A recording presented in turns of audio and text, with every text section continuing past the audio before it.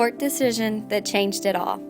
In 1954, Oliver Brown was upset because his daughter, Linda Brown, was denied access into an all-white school in Topeka, Kansas because of the color of her skin.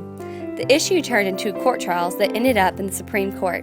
Thurgood Marshall was the Brown family's representative, and Chief Justice Earl Warren was the Supreme Court judge. On May 17, 1954, a decision was made, and that decision was that it was unconstitutional for public schools to be racially segregated. This decision allowed Linda Brown to attend the all-white school and ultimately influenced the end of racial segregation inside of public schools. All students were affected by the segregation of schools. However, there are many stories that are remembered today. One of the most important events in the desegregation of schools is the Little Rock Nine. On September 25, 1957, 9 African American students were the first to integrate an all-white school in Little Rock, Arkansas. This school is known as Little Rock Central High School. The decision to integrate the school was made to comply with the Brown v. Board of Education decision in 1954. However, the process was not simple for these students. On September 4, 1957, the students attempted to enter the school but were turned away by the National Guard. Again, on September 23rd, a crowd of 1,000 formed in front of the school. The students entered through the side door. After people discovered they were inside, they became unruly, and the 9 students were removed. Then, on September 24th, Mayor Woodrow Mann asked President Eisenhower for assistance. The following day, the students entered the school with armed escorts. They remained there until graduation. One of the Little Rock Nine, Elizabeth Eckford, commented on her experience of entering the school.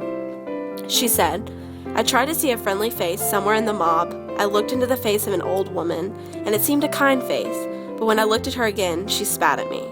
Little Rock Central High School is now considered a historic site. It did not only affect older children, it had an impact on younger children as well. An example is Ruby Bridges.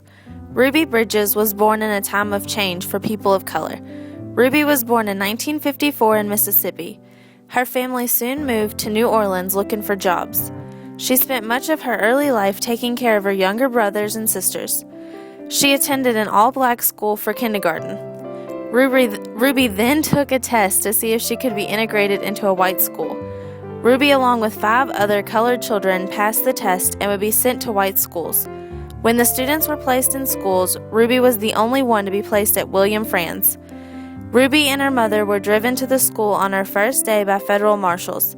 They were escorted through the protesters and to the principal's office, where she spent her entire first day. The next day, Ruby's teacher, Miss Henry, was waiting to meet her. There was not any other children in Ruby's first grade class because their parents had pulled them out of the school. Every day, Ruby and Miss Henry would learn together in an empty classroom. At the end of the year, there were not as many protesters, but Ruby had made it through the whole year. The next year, Ruby began second grade, and there were other children, as well as colored children, in her class. Miss Henry was not invited back to teach at William Franz. Ruby continued to attend William Franz and then an integrated high school. In an attempt to keep public schools desegregated, school districts with diverse populations started busing. Busing was the district's attempt to balance the diverse population to keep schools from containing all white students or all black students. The problem was in large cities such as Louisville, Kentucky, where some students were forced to travel long distances on a bus just to attend school. In fact, some students were forced to travel from outer city areas to the inner city to attend school.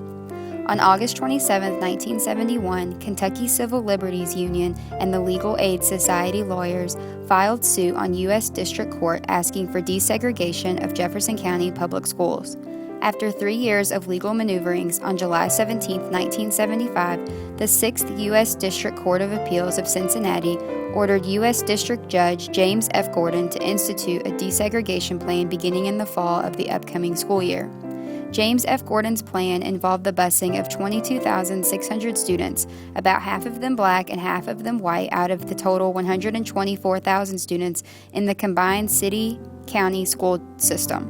However, when the school year began, Gordon's busing plan was put into action, riots quickly broke out. White families were angry and refused to allow their children to be bused away from home just to attend school with black students. The riots went on every weekend for 2 months. Police were involved, tear gas was used, several injuries occurred, and fires broke out due to these riots. Richard Walker recounts the events by stating, "There are cars that are driving up and down the road honking their horns, waving homemade anti-busing signs that say things as, 'Honk if you're against busing,' and they're waving their fist. They're waving American flags upside down. Police are in the area. About 20 feet away from me, there's a dumpster that has been set on fire. About a block away, there's another dumpster that has been set on fire at the side of the road." Over time, the riots eventually calmed, but the issue of busing never really went away. In fact, it still remains in Louisville today, but under a different name called the Student Assignment Plan. This plan is a continued attempt to keep schools desegregated, and though the schools are indeed diverse, the issue of busing remains and probably will until another idea comes along to resolve it.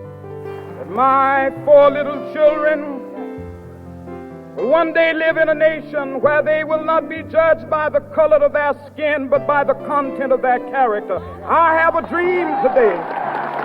One day right there in Alabama, little black boys and black girls will be able to join hands with little white boys and white girls as sisters and brothers. I have a dream today.